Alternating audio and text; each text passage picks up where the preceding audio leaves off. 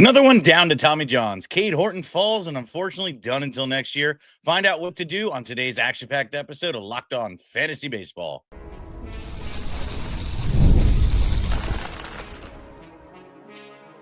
You are Locked On Fantasy Baseball, your daily fantasy baseball podcast. Part of the Locked On Podcast Network, your team every day.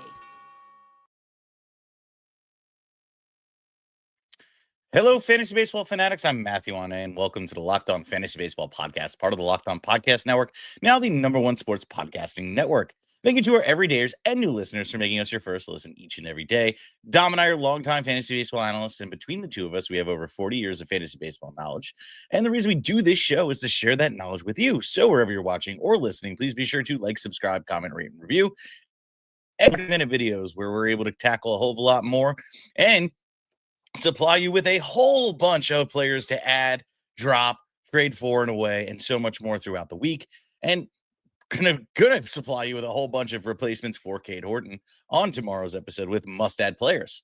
So let's dig into the issue at hand. This is an emergency podcast. Cade Horton has gone down to Tommy John's, unfortunately. There was some indication that something would go awry because he was hitting the IL randomly and was dealing with elbow fatigue. So ultimately, we are now in this position where, what do we do? How do we handle it? And what is the position on Cade Horton, especially for those Dynasty owners, right? How do we handle this? Well, here's the deal. Unfortunately, the earliest he's going to return right now with no surgery, no expectations, is June 1st of 2027. So that's already rough. That's a slow start. And it's probably more like, I would say, July. I'm really being honest. And it's a shame because Cade Horton was having a fantastic season. I feel like picked up right where he left off. You look at what Cade Horton did this season, and you're just like, wow, this is just really unfortunate. So for the fantasy, I'm going to cover the Dynasty aspect of it and then kind of who the player is. But I just want to cover his performance too as well. So ultimately this year he was looking like a prime candidate. So, this season was a nice indicator of what we can expect from him, in the future. He's only 24 years old. There's plenty of things going under the hood that I think are still, waiting to get air out. So what am I doing as a Dynasty owner? Well, one, I'm holding in most scenarios. If I'm in a position to win and Cade Horton was a bonus to my team, then I might give him away and I might trade him in a Dynasty aspect if I can get a nice return, if I'm in a position where I can win. Now, if I'm like middle of the pack or, trading Cade Horton, is kind of like an even move and it doesn't really help me in the moment, then no, I'm going to hold on to him. But like if I'm in a position in a Dynasty league where, ultimately I can trade him away and get a piece now that can help me win, I'll do so. As to what in a Dynasty league with the way he performed between last year and, his grand total of 2 starts, I feel like he actually has some good value. I feel like you'd be able to ask for something good in return. Obviously, probably isn't the only piece, being that he's not going to return until June. But, you think about it from a Dynasty standpoint, Cade Horton actually holds a lot of value, which then therefore can get you assets to win.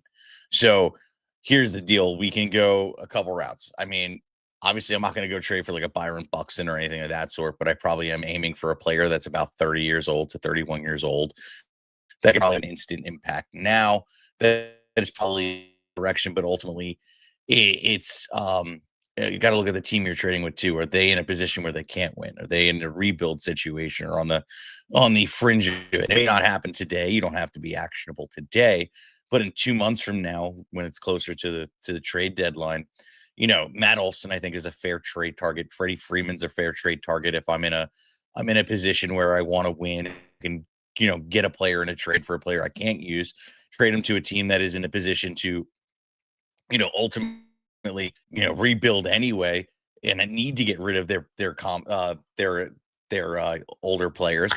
That is the kind of the move to go, honestly. So I look at it like this.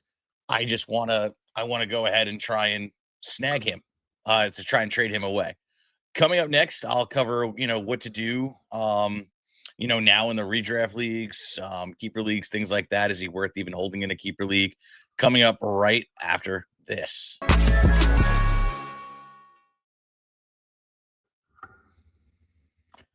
The NBA playoffs are here, where every possession matters. Every matchup is magnified, and every game can swing a series. And right now, FanDuel is giving new customers a great way to get in on the action. Here's what I like about it: you can bet $5 and get $250 in bonus bets if your first bet wins. The app makes it easier to follow the action with player stats, trends, matchups all in one place. And during the playoffs, you get an extra insight. It really matters when you're looking at a star, role player, or even key moments. It just makes the entire playoff experience just more engaging from start to finish. And quite honestly, look, I love player props. I'm not a big basketball guy, honestly, but I'm pretty much going to bet against the Sixers if they somehow make it into the playoffs. They might stumble in their way, and I'm going to bet against them wholeheartedly. Um, that's one way you can roll in with, Embiid, if he can, if I wish there was a bet of over under if he could stay healthy, etc. But head over to fanduel.com, get started. FanDuel, play your game. Hey, this is Jeff Carr from Locked On Reds, and when it comes to our futures, we all have great ideas when it comes to our job, when it comes to our house, when it comes to our vehicles, all that great stuff.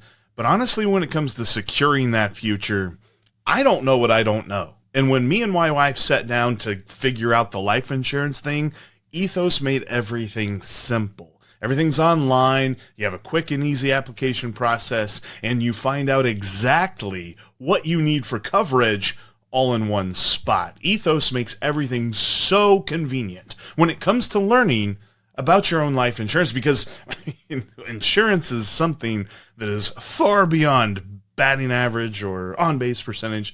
It's way out in left field for me. Ethos made it all easy. Take just 10 minutes and get covered today with life insurance through Ethos. Get your free quote at ethos.com/lockedonmlb. That's ethos.com/lockedonmlb. Application times may vary and rates may vary.